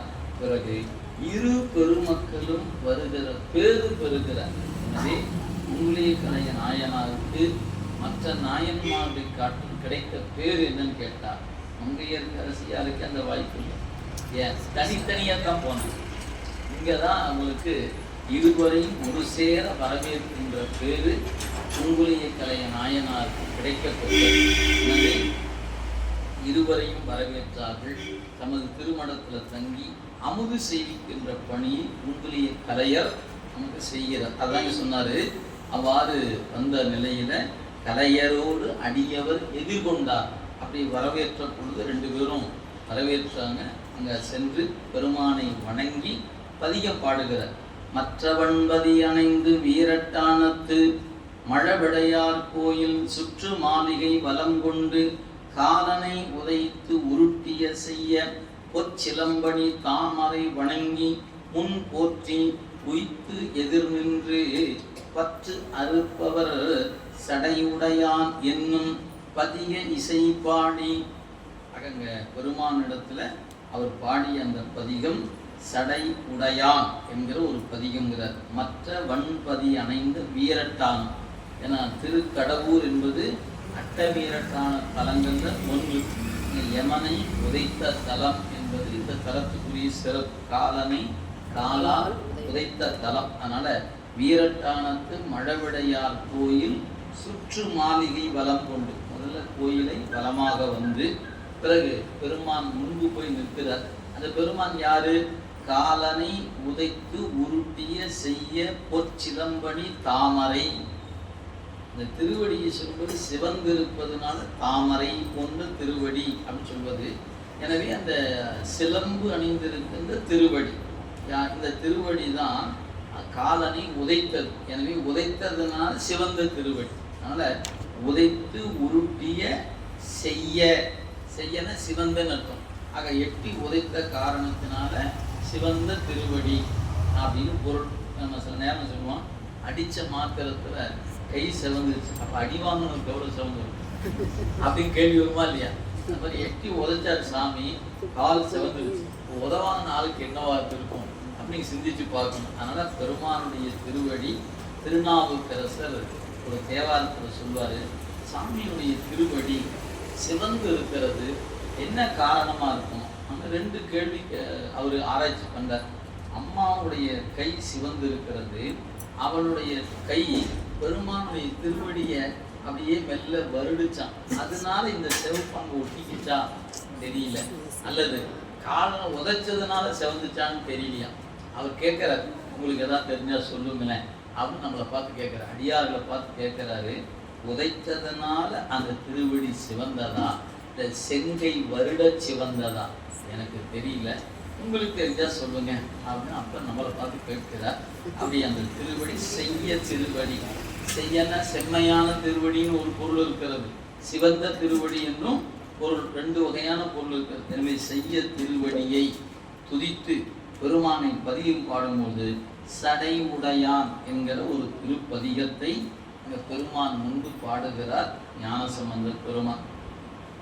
மூன்றாம் திருமுறையில் இடம்பெற்றிருக்க ஒரு திருப்பதிகம் அந்த பதிகம். எனவே சடை உடையான் என்ற ஒரு பதிகம் பாடுகிறார். பாடிய பிறகு துங்கிலியக்கரை நாயனாருடைய திருமணத்தில் அமுது செய்கிறார்கள். பரவியத்தி அங்கு அருதில் போந்து பார்ப்பரவு சீர் அரசோடு விரவு நன்முடை குங்குலிய பெருங்கலையர்த்தம் மனைமேவி கரையில் காதல் மற்றவர் அமைத்தருளிய விருந்தினில் இனிதமர்ந்து அங்கு சிறபுறத்தவர் திரு மயானமும் பணிந்து இருந்தனர் சிறப்பு எய்தி. இங்கே நம்முடைய பெருமான் திருவொரு கருணை கூட்டுமிக்கு குங்குலிய கலைநாயனாருடைய திருமடத்தில் சென்று அமுது ஏற்றுக்கொள்கிறார்கள். தொண்டர் பெருமக்களோடு அதை பெருமாட்களோடு அடியார்கள் நிறைந்திருக்கக்கூடிய நிலையில் அமுது ஏற்றுக்கொண்ட நிலையில் அங்கிருந்து திருக்கடவூர் மயானம், திருக்கடவூர் எல்லாரும் பெரும்பாலும் நீங்கள் சென்றிருக்கக்கூடிய கோயில், அந்த கோயிலுக்கு நேர் பின்புறத்தில் இருக்கிறது இந்த கோயில். எனவே நீங்கள் கடவுருக்கு போனீங்கன்னா நேர் பின்புறத்தில் நமக்கு கடவுர் மயானம் அப்படின்னு அந்த கோயிலுக்கு பெயருங்க. மயானம் என்றால் மெஞ்ஞானம் என்று பொருள். எனவே அந்த வகையில் பெருமானுடைய தலமாக ஒரு தலம் இருக்கிறது. நீங்கள் அந்த கோயில் வலம் வந்தீங்கன்னா வெளிப்புறமான நீங்கள் வந்தீங்கன்னா நேர் பின்புறம், நீங்கள் சிவாலயத்தினுடைய நேர் பின்புறம் இருக்கின்ற ஒரு சிவாலயம் இது. இதுவும் பாடல் பெற்ற தலம், கடவுரும் பாடல் பெற்ற தலம்தான். கடவுர் மயானம் என்று சொல்லக்கூடிய தலமும் பாடல் பெற்ற தலம். நம்முடைய நாவுக்கரசர், ஞானசம்பந்தர், சுந்தரமூர்த்தி சுவாமிகள் எல்லாரும் பாடிய பதிகம், அற்புதமான பதிகம் எல்லாம் இந்த பதியத்தில் இருக்கிறது. நம்முடைய பீடை தீர அருள் செய்யக்கூடிய பெருமான் என்று நமக்கு அருள் செய்யக்கூடிய குறிப்புகள் உண்டு. அந்த பதிகத்தில் நமக்கு பெருமை தருகிற பெருமான் கடவுர் மயானம் அமர்ந்தார் என்று ஒரு அழகான பாட்டு உண்டுங்க. நீங்கள் பதிகத்தில் போனால் நமக்கு அதில் நேரம் போயிடும். பதிகம் அருமையான குறிப்பை தரக்கூடிய பதிகம் என்பதை எடுத்து நீங்கள் பார்க்கலாம். அந்த வகையில் செடை உடையான் என்கிற திருப்பதிகத்தை கடவுரிலும் இங்கே திருமயானத்தில் பாடுகிற பொழுது பெரிய மறையார் ஒரு பதியம் பாடுகிறார். பாடி பெருமானை வணங்கி கொள்கிறார். சிறப்புடை திருப்பதி அதனிடை சில நாள் அமர்ந்து அருளோடும் விரற்பெரும் கரி குறித்தவர் கோயில்கள் விருப்பொடும் தொடச் செல்வார். மறை பெரும் திரு கலையரும் உடன்பட வணங்கி மகிழ்வோடு அறப்பெரும் பயன் அணைய அக்கொண்டரோடு அணைந்தரர் திரு ஆக்கூர் கலையநாயனார் உடன் இருக்க அங்கே அவருடைய திருமாளிகையில் தங்கி பல நாட்கள் அவங்க பக்கத்தில் தலங்களை வணங்கி கொண்டு அமுதெடுத்து கொண்டு இருக்கிறார்கள். திருவர் உணர்த்திய நிலையில பக்கத்தில் இருக்கக்கூடிய தலம் திரு ஆக்கூர் தாந்தோன்றி மாடம் என்று பெயர். இன்னைக்கு நாமெல்லாம் போகணும்னா நமக்கு அதான் பாதை. மயிலாடுதுறை திரு ஆக்கூர் தாண்டின பிறகு நீங்கள் கொஞ்சம் தூரம் சென்ற பிறகு சாலை வலதுபுறமாக திரும்ப போனால் திருக்கடவு போகலாம். ஆக்கூர்ந்து நேராக போனீங்கன்னா பூம்புகாருக்கு போயிடும். எனவே அந்த வகையில் கடவுருக்கு நாம் இன்னைக்கு போகணும்னா நீங்கள் ஆக்கூர் வழியாக தான் நீங்கள் போயாகும். மயிலாடுதுறை போகாமல் நீங்கள் திருக்கடையூர் போக முடியாது. இந்த ஆக்கூர் தாந்தோன்றி மாடம் என்பது சிறப்புலி நாயனார் அவதரித்த தலம். நாயன்மார்களில் சிறப்புலி நாயனாருடைய அவதார தலம். அடியார்களுக்கு அமுது செய்வித்த பெருமை உடையவர் சிறப்புலி நாயனார் என்பதை அவருடைய வரலாற்றை நீங்கள் பார்க்கலாம். எனவே அங்கே சென்று பெருமானை வணங்க வருகிறார்கள் இரண்டு பெருமக்கள். சொன்னார். அந்த வகையில் பயன் அணைய தொண்டரோடு அணைந்தன திரு ஆக்கூர் என்ற திருத்தலம்னர். தக்க அந்தனர் மேவும் அப்பதியினில் தான் தோன்றி மாடத்து செக்கர்வார் சடை அண்ணலை பணிந்து இசை செந்தமிழ் தொடை பாடி மிக்க கோயில்கள் பிறவுடன் தொழுது போய் மீயச்சூர் பணிந்து ஏத்தி பக்கம் பாரிடம் பரவகின்ற ஆடுவார் பாம்புர நகர் சேர்ந்தார். இந்த ஆப்பூரில் இருக்கக்கூடிய அந்தணர்கள் இரு பெருமக்களையும் வரவேற்ற நிலையில, அந்த அன்பின் நிலையில, தக்க அன்பனர் மேவுகின்ற அந்த பதியில் தான் தோன்றி மாடம், தான் தோன்றி அப்பனாரே, தான் தோன்றி அப்பனாரே என்று போற்றக்கூடிய தலம், சுயம்பு மூர்த்தியாக இருக்கக்கூடிய தலம் மாடக்கோயில் அப்படிங்கிற வகையில் நிலமட்டத்திலிருந்து நல்ல உயரமாக கட்டப்பட்டு இருக்கிற கோயில். இன்னைக்கு போனால் நீங்கள் பார்க்கலாம், பெரிய அளவில் இருக்கக்கூடிய திருத்தலமான கோயில் இந்த கோயில். அப்படிப்பட்ட தாந்தோன்றி அப்பரை சென்று அங்கு ஒரு திருப்பதிகம் பாடுகிறார்கள் இரு பெருமக்கள். அதில் அப்பர் பெருமானுடைய பதிகம் அவருடைய வரலாற்றில் பார்க்கிறோம். நம்முடைய ஞானசம்பந்த பெருந்தகை அக்கிருந்த ஆரவம் என்று சொல்லக்கூடிய ஒரு திருப்பதிகத்தை பாடி பெருமானை வணங்கி மகிழ்கிறார்கள். செக்கர்வாசடை அண்ணலை பணிந்து இசை செந்தமிழ் தொடை பாடி மிக்க கோயில் பிறவுடன் தொழுது. வேற அடுத்தடுத்த தலங்களை வணங்கும் முகத்தாக திரு மீயச்சூர் என்ற தலம், இந்த மீயச்சூர் அப்படிங்கிற தலத்துக்கு சென்று பெருமானை பரவுகிறார்கள் நம் பெருமக்கள். அங்கே ஒரு திருப்பதிகம் ஞானசம்பந்த பெருமான் பதிகம் கிடைக்கப்பட்டு இருக்கிறது. இந்த மீயச்சூரில் தான் லலிதாம்பிகையினுடைய அந்த தோத்திரம் சொல்கிறோம் இல்லைங்களா, லலிதாம்பிகை சொல்லி தனி சன்னதி இருக்கிறது. அங்கக்கூடிய சிறப்பு கோயிலாக அந்த கோயில் அமையப்பட்டிருப்பதை காணலாம். அந்த தலம் பக்கத்தில் இருக்கக்கூடிய தலம் தான். எனவே அந்த வகையில் தாந்தோன்றி மாடத்திலிருந்து மீயச்சூர் பணிந்தார்கள். சென்று பெருமானை ஒரு திருப்பதிகம் பாடி வழிபாடு முடித்து கொண்டு அடுத்து அவர்கள் வந்து பாம்புரம் என்கிற தலம், பாம்புர நன்னகரார் என்று தேவாரத்தால் போற்றப்பெறுகிற பதிகம் இந்த பதிகம். எனவே பாம்புர நன்னகர் என்று சேர்கிறார்கள் என்று காட்டுகிறார். பாம்புரத்துறை பரமரை பணிந்து நற்பதிக இன்னிசை பாடி வாம் புனச்சடை முடியினார் மகிழ்விடம் மற்று உள்ளன போற்றி காம்பிலிப்பிகள் கரும்பொடு செந்நெல்லின் கழலியாம் பனை நீங்கி தேம்பொழில் திருவீழி நன்மிழலையில் மருங்குறச் செல்கின்றார். நம்முடைய பெருமக்கள் இருவரும் பாம்புர நன்னகராரை பணிந்து திருப்பதிகங்கள் பாடினாங்க. ஞானசம்பந்தர் பாடிய பதிகம் சீரணி திகழ் திரு மார்பில் என்று தொடங்குகிற திருப்பதிகம் அவர் அங்கே பாடியது. 1ஆம் திருமுறையில் அமையப்பட்ட பதிகம். அங்கே அந்த பதிகத்தை பாடிய பிறகு அந்த தலம் எப்படி இருக்குதுன்னு குறிப்பு தராது பாருங்க. வம்புண சடை முடியினார் மகிழுடன் மற்றும் உள்ளன போற்றி காம்பினில் திகழ் கரும்பொடு சென்னல் கடனியாம் பனை.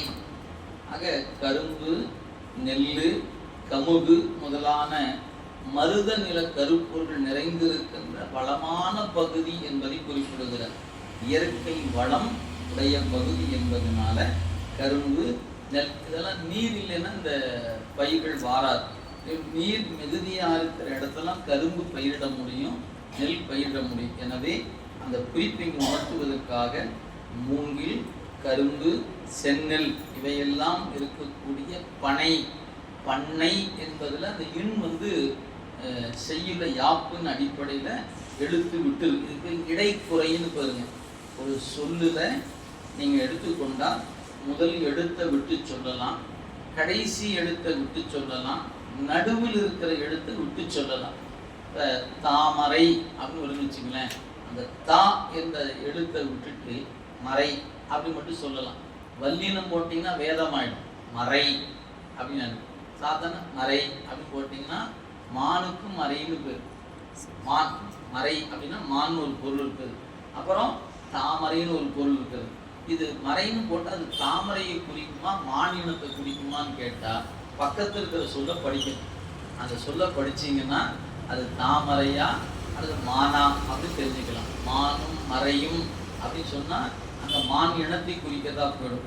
அதுபோல மறை இதழ் அப்படின்னு சொன்னாங்கன்னா மறையின் இதழ் என்று வந்ததுனால அந்த தாமரையை குறிக்கிறது அப்படின்னு தெரிஞ்சு கொள்ளலாம்.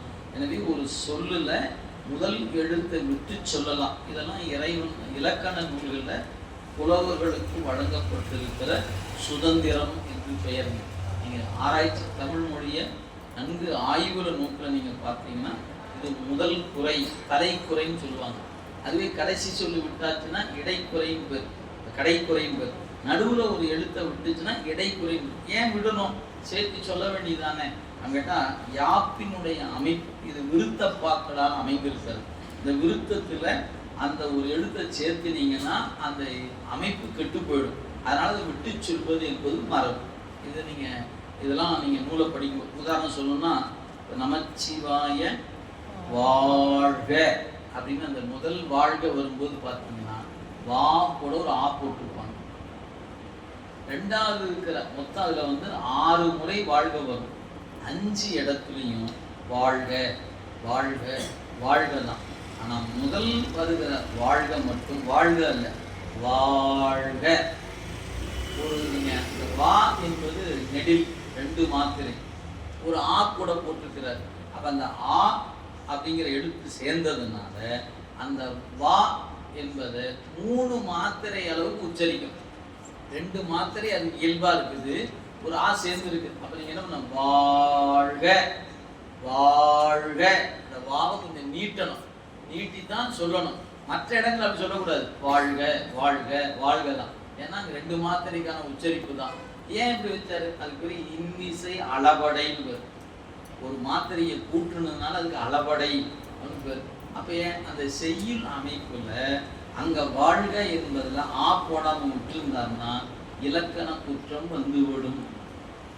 பின்னாடி தமிழ் புலவர் எடுத்து படிச்சாங்கன்னா மாணிக்க வாசகரை குற்றத்தோடு தான் பாட்டு பாடி இருக்கிறான்னு.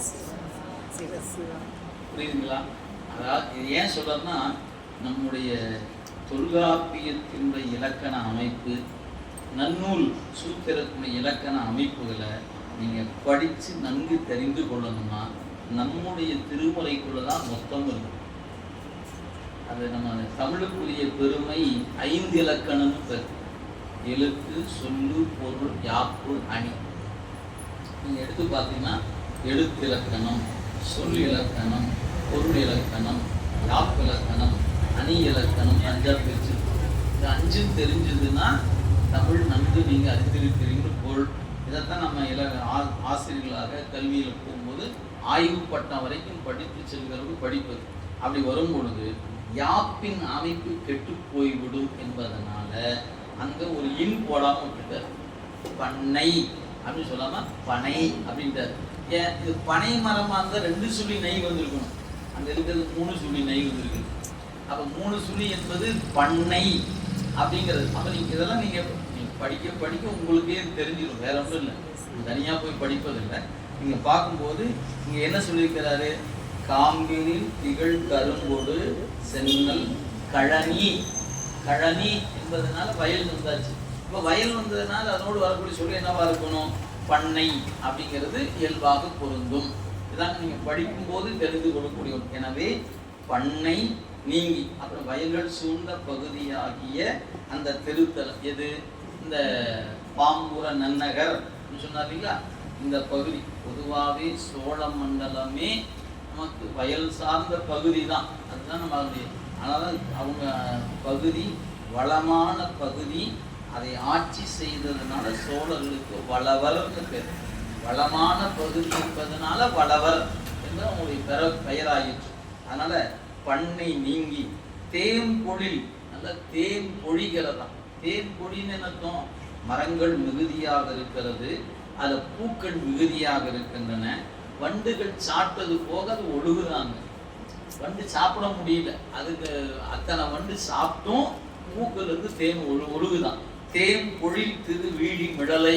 அப்போ திருவீழி மிடலை இந்த தலம் எப்படிப்பட்ட இயற்கை அழகுடையதாக நம் பெருமக்கள் காலத்தில் இருந்திருக்கிறது என்பதை நீங்கள் பார்க்கணும். அப்படிப்பட்ட அந்த திருத்தலத்தில் 2 பெருமக்களும் அங்கே எழுந்தருக்கிறார்கள்.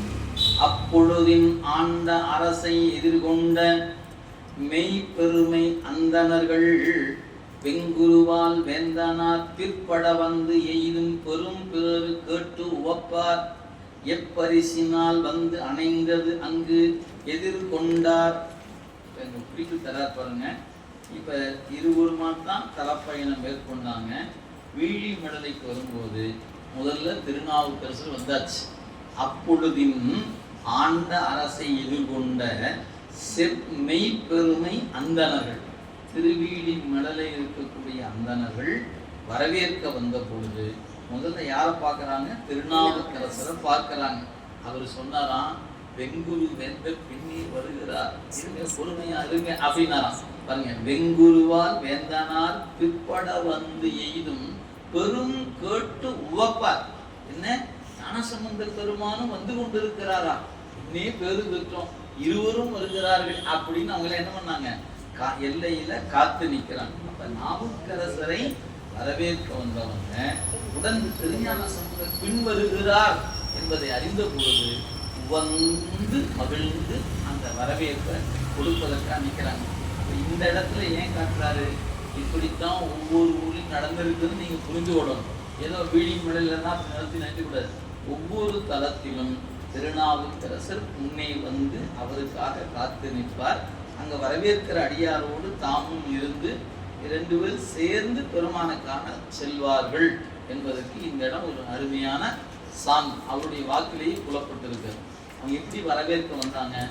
நிறைகுடம் தூபம் தீபம் நீட நிறைந்து ஏத்தி நரைமலர் பொற்சுன்னம் நரும் பொரியும் தூவி மறை ஒளி போய் வான் அளப்ப மா முரசம் ஆர்ப்ப இறைவர் திரு மைந்தர் தமை எதிர்கொள் வரவேற்றார்.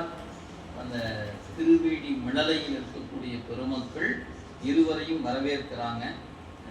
பூரண கும்பம், நிறைகுடம், தூபம், நரும் புகை, தீபம் இதெல்லாம் முன்வைத்து கொண்டு வரவேற்கிறாங்க. ஆக நிறைகுடம், தூபம், தீபம் நிறைந்து ஏற்றி கொண்டு நல்ல வண்ண பொடிகள், இதெல்லாம் ரசாயன பொடிகள் அல்லங்க, இயல்பாக மலர்களிலிருந்து எடுக்கப்படுகிற, மரங்களிலிருந்து எடுக்கப்படுகிற வண்ண பொடிகள். அதான் பொற்சுன்னம் என்று பெயர். விரிவு திருப்பொச்சுன்னத்தில் காண்க, திருவாசகத்தில். எனவே நரைனா வாசனைங்கிறது. நரை மலர் பொற்சுன்னம், நறுமணமிக்க வண்ண பொடிகளோடு நரும் பொறி, நெற்பொறின்னு சொல்ல பாருங்க. அந்த நற்பொறி, அந்த இந்த சுண்ணமாகிய பொடிகள் இவற்றையெல்லாம் கலந்து அவங்க தூவி வரவேற்கிறாங்க. வாசனை பொடிகளை தூவி மலரோடு தூவி வரவேற்கிறாங்க. அப்படி வரவேற்கும் போது மறை என்கிற வேத முழக்கத்தோடு வரவேற்றார்கள். மறையொளி போய் வான் அளப்ப, அவங்க வேத முழக்கம் சொன்னது வானுலகத்தை எட்டியது. அப்படி முறையில வரவேற்று யாரை வரவேற்கிறாங்க? இறைவர் திரு மைந்தர் தமை. அம்மை ஞானப்பாலை கொடுத்ததுனால அவர் மைந்தரானார். இவர் சூளை கொடுத்து ஆட்கள் கொள்ளப்பட்டதுனால இவர் தொண்டரானார், அவர் மைந்தரானார் என்ற குறிப்பு தரார். எனவே இறைவர் திரு மைந்தர் தமை எதிர்கொள் வரவேற்றனர். யாரு? வீழி மடலை அன்பர்கள். வந்து திரு வீழி மடலை மறை வல்ல அந்தணர்கள் போற்றிசைப்ப தாமும் அணிமுத்தின் மணிமுத்தின் சந்த மணிச்சிவிகை நின்று இருந்து தாழ்ந்தருளி உய்ந்த மறையோருடன் அணைந்து அங்கு உள் புகுவார். ஒரு எல்லை வந்தது. சிவிகை விட்டு கீழே இறங்கினார். அங்கே இருக்கக்கூடிய அந்தணர்கள், அடியவர்கள் எல்லாரும் அன்போடு வரவேற்ற நிலையில் அவர்களோடு சேர்ந்து வீழி மிடலை பெருமானை வணங்குவதற்காக பெருமக்கள் இருவரும் சேர்ந்து வராங்க. அப்போது அறையார் விரி கோவன ஆடை, அப்போது அறையார் விரி கோவன ஆடை ஒப்போது அரும் பதிகத்து ஓங்கும் இசைபாடி மெய் போதமர்ந்தார் தம் கோயில் மேவினார். கைப்போது சென்னி மேற்கொண்டு, கைப்போது சென்னியை மேற்கொண்டு கவுனியினார். சொல்லும் பொழுது அந்த குறிப்பு தராரு. அப்போது, அதாவது வரவேற்ற அந்த இனிய தருணத்தில், அப்போது அரையார் விரி கோவன ஆடை என்று ஒரு திருப்பதிகம், அரையார் விரி கோவன ஆடை என்ற ஒரு பதிகத்தை பாடுகிறார்கள். அப்படி பாடும்போது அந்த பதிகம் எப்படி இருக்குது, ஒப்புமை சொல்ல முடியாத பதிகம்ங்கிறார். ஒப்போதரும் பதிகம், இதற்கு நிகர் இது என்று சொல்ல முடியாத பெருமையுடைய அந்த பதிகத்தை இசையோடு பாடி மெய்ப்போத போதமந்தார். மெய்ப்போதம், சிவஞான போதம் தான் மெய்ப்போதம். போதம்னா அறிவு, மெய்ப்போதம் உண்மை அறிவு. அவருக்கு அம்மை கொடுத்த ஞான பால் காரணமாக உண்மை அறிவு பெற்றவர். இப்போ நமக்கு அறிவு இருக்கிறது. நம்ம அறிவு எப்படிப்பட்ட அறிவுனா மயக்க அறிவு. இதான் நம்ம படிச்சவங்களுக்கு தெரியும், மயக்க அறிவு. அதுக்கப்புறம் அறிவை பல வகையாக பிரிக்கும் போது இது மயங்கி அறிவதும் உண்டு. ஒன்றை வேறொன்றாக அறிவு, திரிவு அறிவுன்னு. ஒரு பொருளை இல்லை என்று காண்பது ஒரு அறிவு, இதுவாக இருக்குமோ என்று அறிவது ஒரு அறிவு, இதுதான் அப்படின்னு நினைச்சு நிற்கிற அறிவு இருக்குது. மூணுமே பிழையா நிற்கும். தெளிந்த அறிவு எப்போ வாய்க்கும் கேட்டால் இறைவன் அருள் கூடும்போது தான் தெளிந்த அருள் வாய்க்கும். எனவே மயக்க அறிவு, திரிவு அறிவு அப்படின்னு நம்ம நூலில் அந்த அறிவு லட்சணத்தை சொல்லும்போது, சித்தாந்தம் படிக்கும்போது வேறு வேறு வகையாக சொல்லுவோம். அதில் மெய்யறிவு என்பது இறைவன் அருளால் வாய்ப்பது. திருவருள் கருணை கூட்ட வாய்க்கிற அறிவு தான் மெய்யறிவு. மற்ற அறிவெல்லாம் நமக்கு நூலின் வழியாக நமக்கு வருகிற அறிவுகளெல்லாம் வேறு வேறு வகைப்பட்ட அறிவுகளாக நிற்பன. அதெல்லாம் பொய்யாயின எல்லாம் போயகல வந்தருளி மெய்ஞானமாகி விழுகின்ற மெய்ச்சுடர். மெய்ஞானம் அவன் கொடுப்பது. நம்ம நூலின் வழியாக படிக்கிற அறிவுகள் எல்லாம் கொஞ்சம் தெளிவு பெறுவதற்கு படிக்கிறோமே ஒழிய தெளிந்த அறிவு என்பது திருவருள் வாய்க்கும் போதுதான் வாய்க்கும் என்பது கருத்து. அதனால மெய்ப்போத போதமர்ந்தார். மெய்ப்போதம் உண்மை ஞானம். அந்த உண்மை ஞானத்தை உரிய பெருமான் அமர்ந்த அந்த கோயில் மேவினார். என்ன செய்தார், தன்னுடைய கை போத சென்னிமேற் கொண்டு கவனியனார். எனவே அடியார்களோடு மறையவர்கள் உடன் வர உள் புகுந்தார். புகும்போதே ஒரு பதியம் பாடிக்கிட்டே போறார். கோயில வலமா வரார். வலமா வந்த பிறகு பெருமானுடைய திருக்கோயில் கூட உள்ள நுழைகிறார். அப்படி கைப்போது சென்னி மேற்கொண்ட கவுனியினார். இந்த பாட்டில் அந்த போது என்ற சொல்லுக்கு வேறு வேறு பொருள். முதல்ல அப்போது அப்படிங்கிற ஒரு சொல்லு, அடுத்து ஒப்போது, இந்த இது கூமையாக இன்னொன்று இல்லைன்னு பேரு. மெய்ப்போதம் அறிவு ஆயிற்று. கைப்போதுன்னா கை மலர் ஆயிற்று. போதுன்னா மலர். ஆக காலத்தை சொல்லியது போது. காலை பொழுது மாலை பொழுதுன்னு சொல்லணும்னா போதும் வையிற்று. இப்போ இளையான்குடி மாறனார் புராணத்தில் இரவு நேரம் அவங்க கையை பிசைந்து கொண்டு நிற்கிறார் மாறனார். அடியவருக்கு அமுது செய்ய வேண்டும் தெய்வ பெண்ணை, நாம் என்ன செய்வது? போதும் வையிற்று. போம் இடம் வேறு இல்லை. அங்கே போது என்பது காலத்தை குறித்து.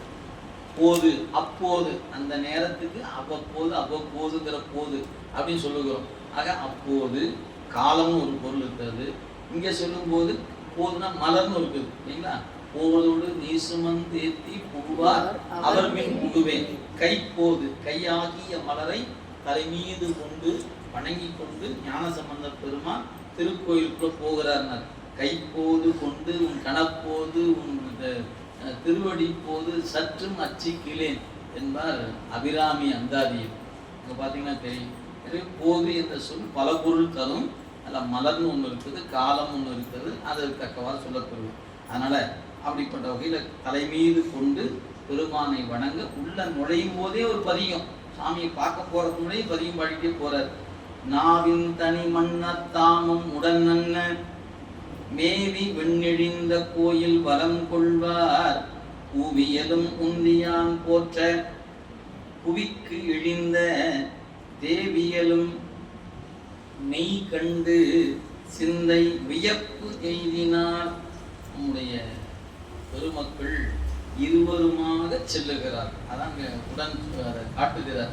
நீங்கள் செல்லும் பொழுது உடனாக நம்முடைய நாவுக்கரசு பெருமானும் உடன் இருக்கின்றார் என்பதை உணர்த்தும் வண்ணமாக நாவின் தனி மன்னர் தாமும் திருநாவுக்கரசரும் உடன் வருகிற அந்த நிலையில இங்க பெருமானை காண வருகிறார்கள் அப்படிங்கிறத நமக்கு உணர்த்துகிறார். எனவே நாவின் தனி மன்னர் உடன் நன்ன அவர் உடன் வருகிற நிலையில மேவிய விண்ணிழிந்த கோயில் ஒரு அழகான குறிப்புங்க. தலபுராணத்திலும் சரி தேவார பதிகத்திலும் சரி, நீங்கள் ஞானசம்பந்த தேவாரம் படித்தாலும் சரி, திருநாவுக்கரச தேவாரம் விழிமிடலை பதிகத்தை படிச்சிங்கன்னா விண்ணிழி செழுங்கோயில் விண்ணிழி செழுங்கோயில் என்று தான் போற்றப்பெறுகிறது.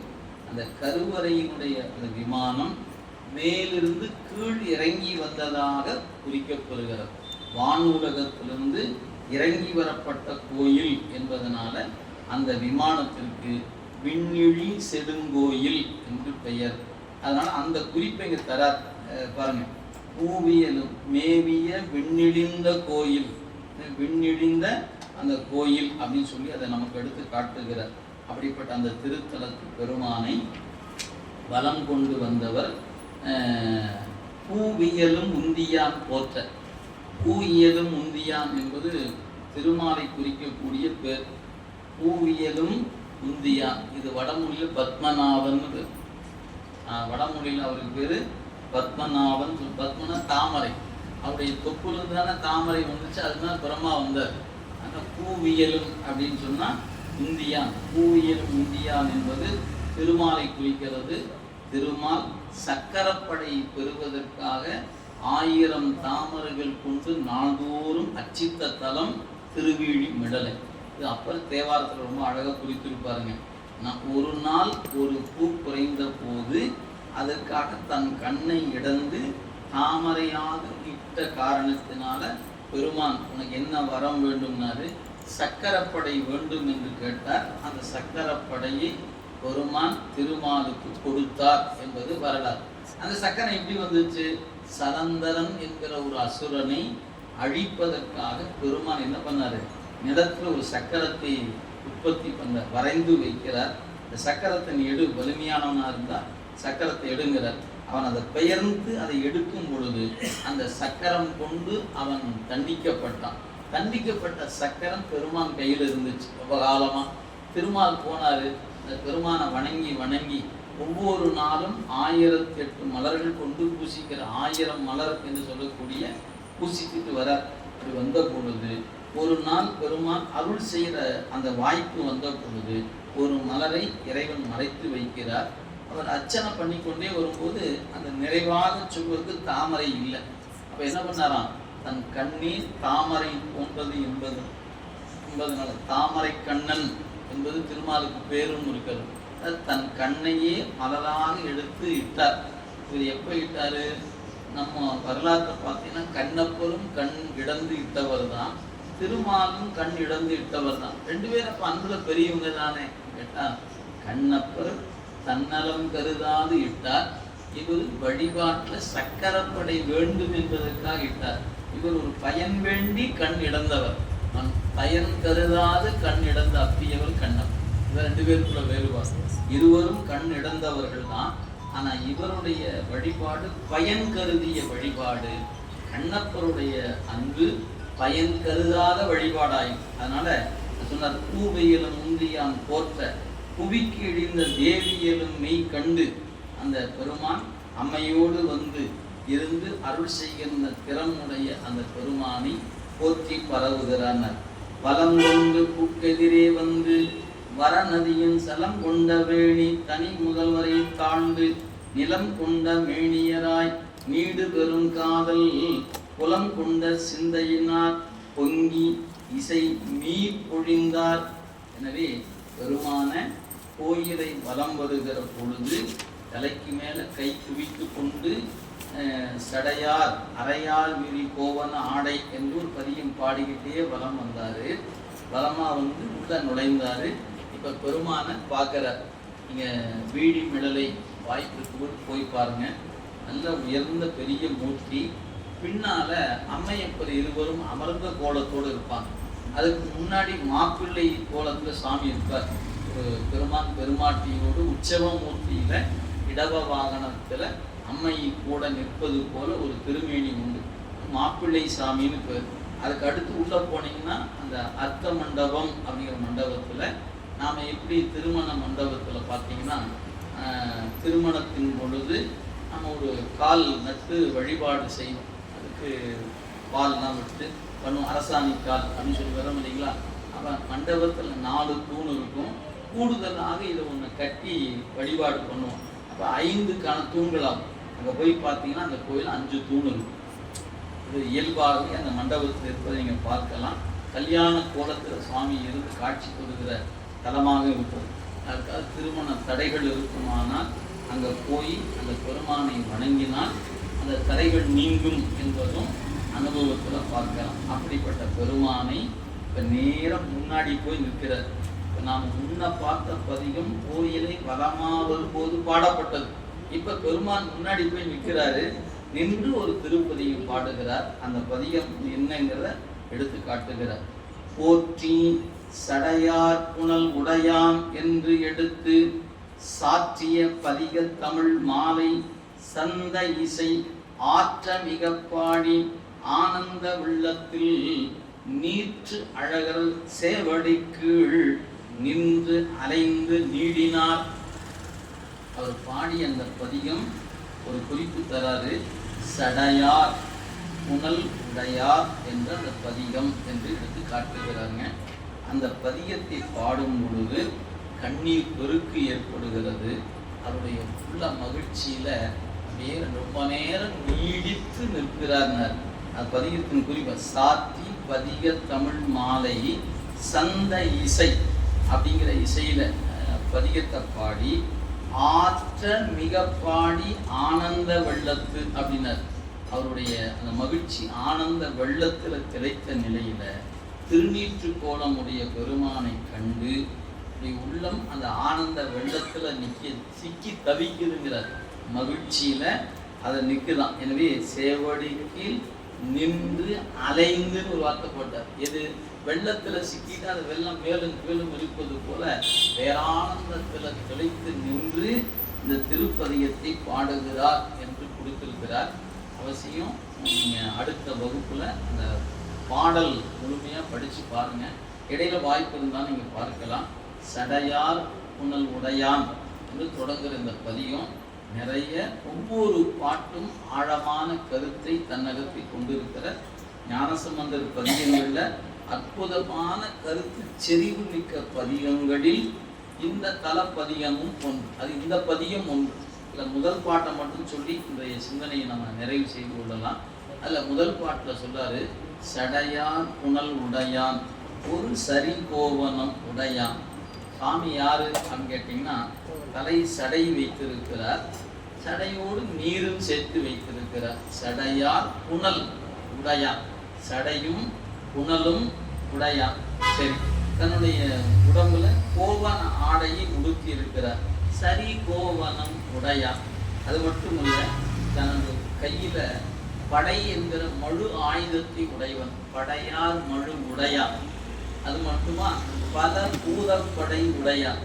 பூத கணங்கள் என்பது 18 வகையான பூத கணங்கள். எனவே பல பூதப்படை உடையான். ஆக சடை உடையவன், சடையில புனல் உடையவன். சடையார் புனல் உடையான் ஒரு சரி கோவனம் உடையான். படையார் மழு உடையான், பல பூதப்படை உடையான். ஆக மழு உடையவன், பல பூதப்படையை உடையவன். சரி, அம்மாவை ஒரு பாகமா வச்சிருக்கிறான். மடமான் வெடி உமையாள் இடம் உடையான். மானை கொண்ட பார்வை கொண்டிருக்கின்ற உமையம்மையை இடப்பாகம் உடையவன். மடமான் வெடி உமை மாது இடம் உடையான். அம்மையும் ஒரு பாகம் உடைய பெருமான். இப்ப எத்தனை உடையான்னு சொல்லியிருக்கிறாரு பார்த்தீங்கன்னா 5 வந்தாச்சு.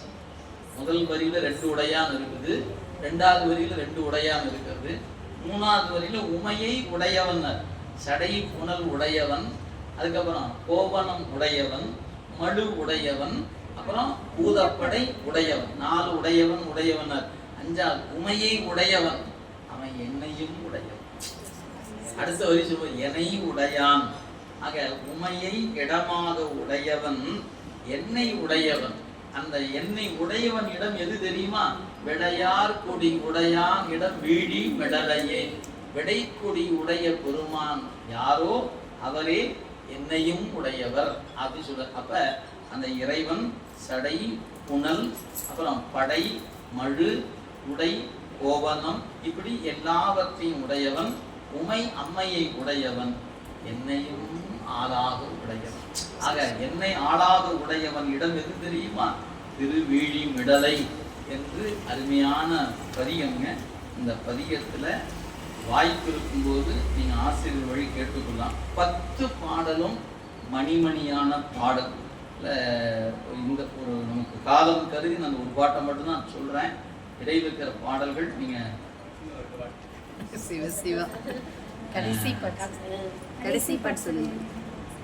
கடைசி பாட்டை விட 2வது பாட்டு 3வது பாட்டு ஒரு அழகான குறிப்பு இருக்குது. 2வது பாட்டு பார்த்தீங்கன்னா இந்த சித்தாந்தம் சொல்லுகின்ற ஒரு குறிப்பு. அதாவது இறைவன் உலகத்தோடும் உயிர்களோடும் எப்படி இருக்கிறான் அப்படின்னு சொல்லும்போது ஒன்றாய் வேறாய் உடனாய் இருக்கிறான். சித்தாந்த வகுப்பு கேட்டவங்களுக்கு நன்கு தெரியும். சாமிக்கு நமக்கும் இருக்கிற தொடர்பு எப்படின்னு கேட்டால் ஒரு விதத்தில் ஒன்றாய், ஒரு விதத்தில் வேறாய், ஒரு விதத்தில் உடனாய். உடல் உயிர் போல் ஒன்றாய், கண்ணும் சூரியனும் போல் வேறாய், கண்ணும் ஆன்மம் அறிவும் போல உடனாய் என்று 3 சொல் படிச்சிருப்பீங்க. ஒன்றாய் வேறாய் உடனாய் 3மா இருப்பது என்பது இறைவனுக்கான இலக்கணம். அதை முதல்ல சொன்னவர் ஞானசம்பந்த பெருமான். இந்த மெய்கண்டாற்று படிக்கும்போது 2ஆம் சூத்திரத்தில் படிப்பீங்க. அங்கே அவையே தானேயாய், அவையேயாய், தானேயாய், அவையே தானேயாய் என்பது 2ஆம் நூற்பா படிக்கும்போது படிச்சிருப்பீங்க. அந்த செய்தியை முதல்ல சொன்னவர். ஏன்னா மெய்கண்டார் 13ஆம் நூற்றாண்டில் சொன்னார், 7ஆம் நூற்றாண்டில் சொன்னவர் ஞானசம்பந்த பெருமான். இந்த பாட்டை சொன்னாரு, ஈராய் முதல் ஒன்றாய். முதலாய் இருப்பவன் தான் முடிவாய் இருப்பான், முடிவாய் இருப்பவன் தான் முதலா நிற்பான். அதான் அந்த மாதி என்பனார் புலவர். முதல் சூத்திரம் வந்துருச்சு. அந்த மாதி என்பனார் புலவர் சொன்னது ஈராய் முதல் ஒன்றாய். எவன் முடிவோ அவனை முதலா நிற்பான். ஈராய் முதல் ஒன்றாய். இரு பெண் ஆண். ஆக 2ன்னு சொன்னீங்கன்னா பெண்ணும் ஆணுமா 2ஆ நிற்பான். குணம் 3ஆய், நான் மாறா மறை 4ஆய், பூதம் அவை 5ஆய், 6ஆர் சுவை 7ஓடு இசை 8 திசை தானாய் வேறாய் உடன் ஆனான் இடம் வீழி மெடலையில். ஆக வேறாய் தானாய் உடன் ஆனான் இடம் வீழி மெடலையே என்ற குறிப்பு சித்தாந்தம் சொல்லுகிற அழகான குறிப்பை முதல் அருளியவர் நம் ஞானசம்பந்த பெருமான் என்பது இந்த 2வது பாட்டுக்குள்ளே இருக்கக்கூடிய செய்தி. 3வது பாட்டில் ஒரு அழகான ஒரு குறிப்பு என்னன்னு கேட்டால், பெரியவர்கள் அப்படின்னு யாரை சொல்லலாம் அப்படின்னு கேட்டால், அன்பு நிறைந்தவர்கள், உலகியல்ல அறம் அருள் போன்றவற்றை நிறைந்திருக்கிறவர்கள் பெரியவர் நம்ம சொல்றோம். அந்த பெரியவர்கள் எப்படி இருக்கணும் அப்படின்னு கேட்டால், அன்பில் சிறந்தவர்கள் அன்பு குறைவானவர்களை அரவணைத்து செல்லும். அவங்களை அழைத்து அரவணைத்து செல்லணுமே ஒழிய நீ உன் பாட்டுக்கு போய்க்க நான் என் பாட்டுக்கு போய்க்கிறேன் அப்படின்னு போகக்கூடாது என்பதை மிக அற்புதமாக குறித்த ஒரு குறிப்பு இந்த விழிமலையில் பாடுறார். அவர் என்ன சொல்றாரு இந்த பாட்டில், வம்மின் அப்படின்னு எல்லாத்தையும் வாங்கன்னு கூப்பிடுறாரு. வம்மின் வாங்க, யார? அடியீர், அடியார்களே இங்க வாங்கினார். சரி வந்துட்டோம். என்ன? நான் மலர் இட்டு தொழுது உய்ய. நல்ல அன்னன்னைக்கு பூக்கிற மலர். நான் மலர்னா அன்னன்னைக்கு பூக்கக்கூடிய மலர். அந்த அன்று அடர்ந்த மலரை பறித்து கொண்டு வாங்க.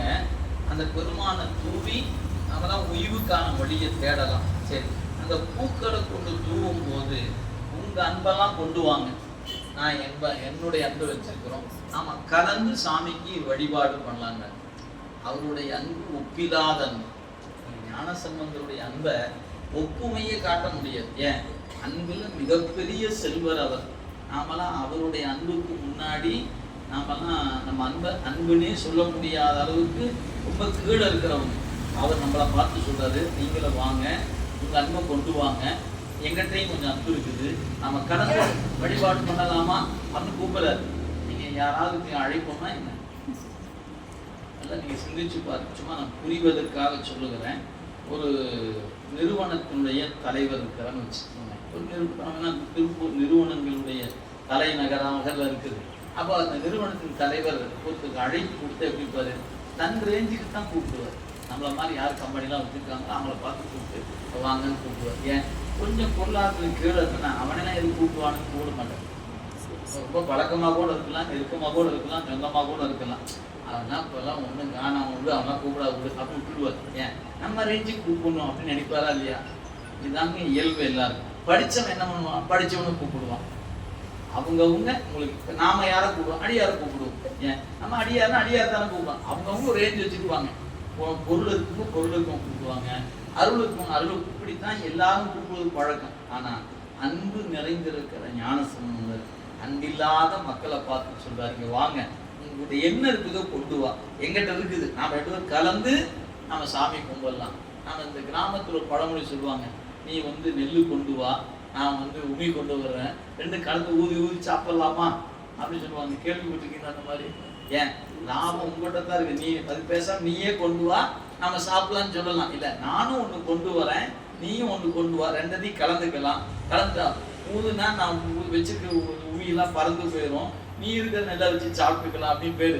அதுக்கு பேசாம நீ கொண்டு வா சாப்பிடலான்னு சொன்னா என்ன கொண்டு வர சொல்லி நீ ஒன்றும் கொண்டு வரலன்னு சொல்லுவாங்க. ஆனால் நீயும் ஒன்று கொண்டு வா, நானும் கொண்டு வரேன், 2 பேரும் கலந்துக்கலாம், ஊதி ஊதி சாப்பிடலான்னு. நான் கொண்டு ஊதுனா பறந்து போயிடும், நீ கொண்டு வந்து சாப்பிட போறோம் அப்படின்னு சொல் வழக்குல இருக்கணுங்க. அப்படின்னா பயன் உன்னிடத்துல என்னிடத்துல பயன் இல்லை அப்படின்னு சொல்லுவது.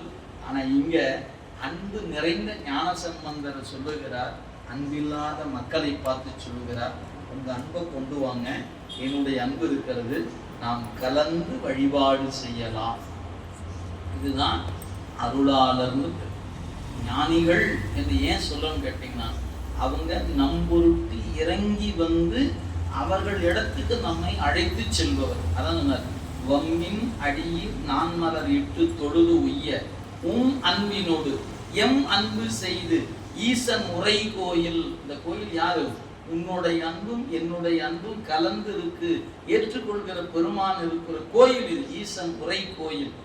என்று இசை முரல் வண்டுகள் கண்டி திசை எங்கும் வெம்பும் பொழில் சூழ் தன் வயல் வீடி மழலையே என்று ஒரு அஞ்ஞான திருப்பதிகத்தை இந்த தளத்தில் பாடுகிறார் என்பதை சொல்லி எஞ்சிய பகுதி ஆசிரியரிடத்தில் ஒரு கேட்டு மகிழவும் என்று சொல்லி இன்றைய சிந்தனையை பெருமானுடைய திருவருளால் இந்த அளவில் நிறைவு செய்கிறார். என்றும் இன்பம் பெருகும் இயல்பினால் ஒன்று காதலித்து உள்ளம் முன்கிட அன்புடா அழியார் அவர் வான் புகழ் இன்றது எங்கும் நிலவி உலகெல்லாம் வான்முகில் வழாது பெய்க, அனைவரும் சுழக்க மன்னன் பொன்முறை அரசு செய்க, குறைவிலாது உயிர்கள் வாழ்க, நான் மறை அறங்கள் ஓங்க, நலித்தவம் வேள்வி மல்க, மென்மைகள் செய்வ நீதி விளங்குக உலகமெல்லாம், மென்மைகள் செய்வ நீதி விளங்குக உலகமெல்லாம், மென்மைகள் செய்வ நீதி விளங்குக உலகமெல்லாம்.